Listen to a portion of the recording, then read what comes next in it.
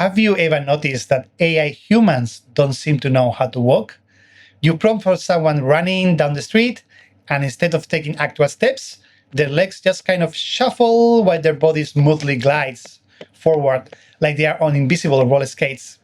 Welcome back to the director's chair. On the last episode, we gave mechs and monsters gravity. Today, we have to teach our human actors how to obey the laws of physics. To fix the ice skating effect in VO3, you need to stop prompting the idea of movement and start prompting the effort of movement.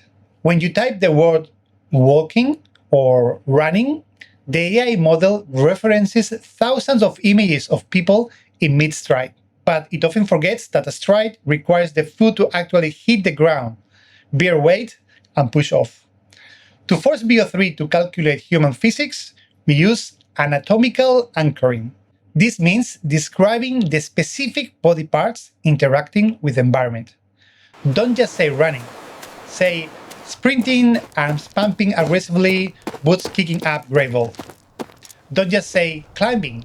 Say straining, hands gripping the rough rock, pulling their body weight upward. When you describe the friction and the effort, the AI is forced to anchor the subject to the ground. Let's look at this in a challenging environment. Deep snow. If I use a basic action prompt, a hiker in a red parka walking through deep snow in a blizzard. Cinematic tracking shot. The environment looks amazing, but the hiker looks weightless. They are floating over the snowpack.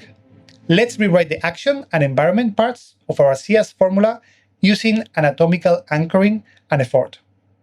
Watch what happens when we command the physics. A hiker in a red parka trekking through a heavy blizzard, trudging heavily through waist-deep snow, leaning forward against the wind, their heavy boots crunching down and leaving deep footprints.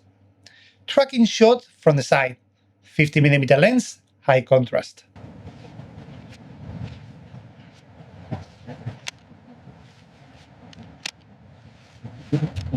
Do you see the sway in the shoulders, the physical strain?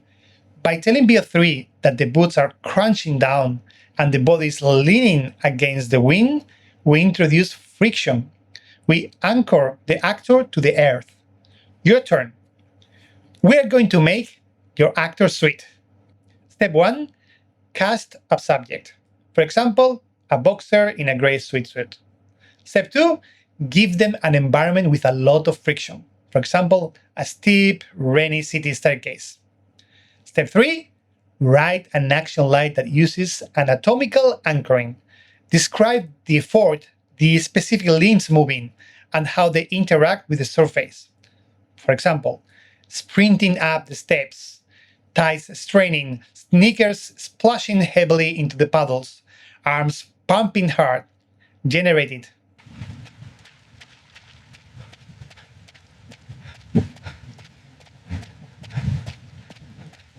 Watch how much more realistic the animation becomes when the AI has to calculate physical resistance. When you master friction and effort, your AI actors stop looking like video game NPCs and start looking like real humans. In the next video, video 11, we are wrapping up Module 2 with a massive cheat code. What if you don't want to describe a subject with words? What if you already have a picture of exactly what you want them to look like? I'm going to show you how to use VO3 reference image feature to perfectly cast your subjects. See you in the director's chair.